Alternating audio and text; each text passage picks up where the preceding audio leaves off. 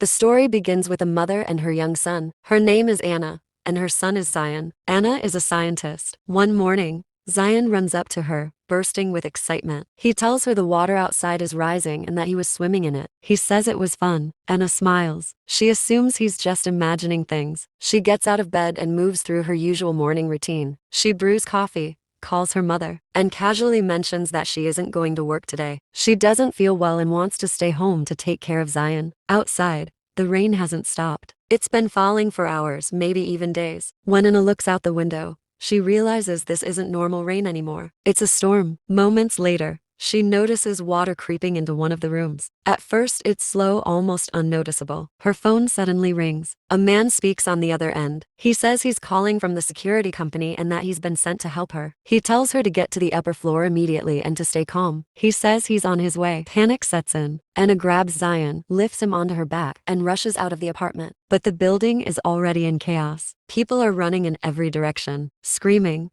all trying to escape the rising water. The lower floors are completely submerged. Bodies float through the flooded hallways. Everyone knows the building could collapse at any moment. Anna fights her way up the stairwell, desperate to reach higher ground. But the path ahead is blocked. The water keeps rising, faster than she can move. She searches for another way out. Then, in the confusion, Zion slips from her grasp. She screams his name, her voice breaking as she searches through the flooded corridors. Before she can reach him, a massive wave crashes through the glass walls of the building. The impact shatters everything in its path. Water surges through the lower floors, dragging people away like debris. Anna is thrown into the flood. She gasps for air, struggling to stay afloat, still calling out for her son. Even as the water pulls her under, she refuses to stop searching for him. After a frantic search, Anna finally finds her son, Zion, pinned beneath a heap of debris. She pulls him free and drags him with her as they rush upstairs. That's when the security officer who called her earlier finally shows up. He helps get Zion out in time, saving her at the very last moment. His name is Hae-soo. Hae-soo records a quick video of them and says, "A helicopter is on the way. We have to get to the roof. That's your only chance to survive." He tells Anna they'll be taken somewhere extremely secure, a protected zone meant only for a select few, and that she's one of them. But when Anna takes Zion into a nearby apartment so he can use the bathroom, she overhears Hae-soo speaking over his radio. His voice is different now, colder. Something feels wrong. The way he talks suggests he's hiding the truth, and that his mission may not be as noble as he claimed. Then everything goes wrong again. A gas pipeline ruptures inside the building. Explosions rip through the floors one after another, flames swallowing the structure from the inside. Hae-soo shouts that everything will be fine and climbs toward the upper balcony using a rope. As Anna tries to lift Zion up after him, she loses her footing and plunges into the raging water below. The impact knocks the air from her lungs. As she sinks,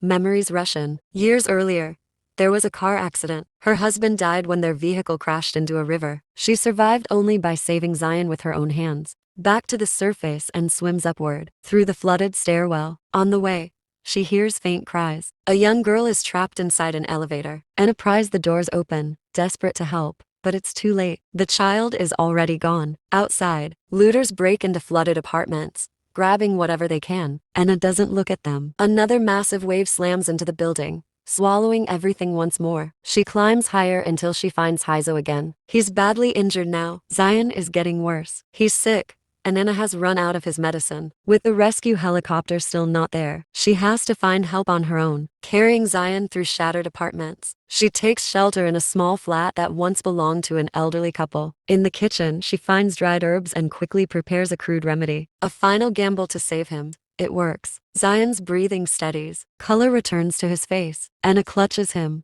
tears pouring down as relief finally breaks through. But the calm doesn't last. The storm grows even more violent. The sky darkens, the wind howls, and a final, monstrous tsunami crashes through the building, ripping it apart. Anna and Zion climb higher, fighting with everything they have left. And then, the truth is revealed. Zion is not her real son. He is an AI, a lifelike android created by Anna herself. The child she lost years ago never survived. Broken by grief, she rebuilt him through science. Hae-soo tells Anna that the company's team is on the way. They're coming, he says. They'll take your son, your creation, and use him to save humanity. His data could rebuild our future. He begs her to leave with them, to get on the helicopter and escape before it's too late. But Anna refuses. She can't leave her son behind. Hae-soo tries again. Anna, he's not your real child. He's an AI.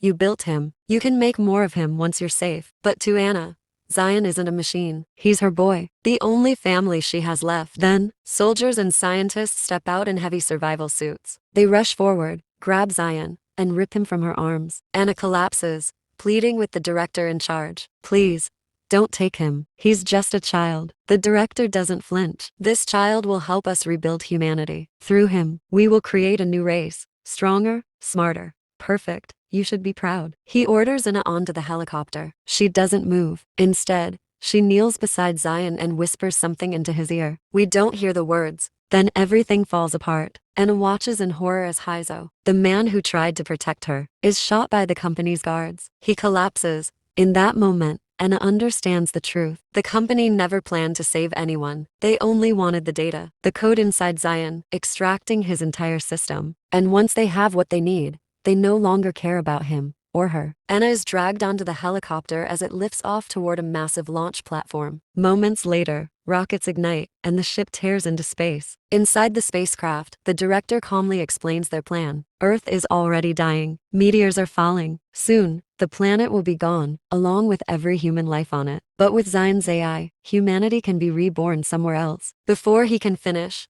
the ship shakes violently. A meteor slams into the spacecraft, ripping it apart. Anna screams. Then everything goes dark. She opens her eyes and finds herself back in bed. Water is rising. The flood is back. The panic is the same. The nightmare is repeating, exactly as before. This time, Anna understands. She's trapped in a loop, a cycle created by her own invention. If she boards the helicopter again, the same tragedy will repeat forever. But the storm hasn't stopped. Zion disappears again, lost somewhere in the flooded ruins. Anna runs through the corridors, shouting his name, as the tsunami crashes against the building over and over. And just when it feels like the story is ending, Hae-soo turns to her and says, I saw your son down the hallway. Come on, let's find him together. Anna decides to go with Hee-jo and search for her missing son. But things quickly go wrong. She slips, falls into the water. As she catches her breath, she hears a faint child's cry echoing from inside a nearby elevator. This time, Anna doesn't hesitate. She rushes in and manages to save a little girl trapped inside. The child is terrified. Through tears, she says that while she was trapped in the elevator,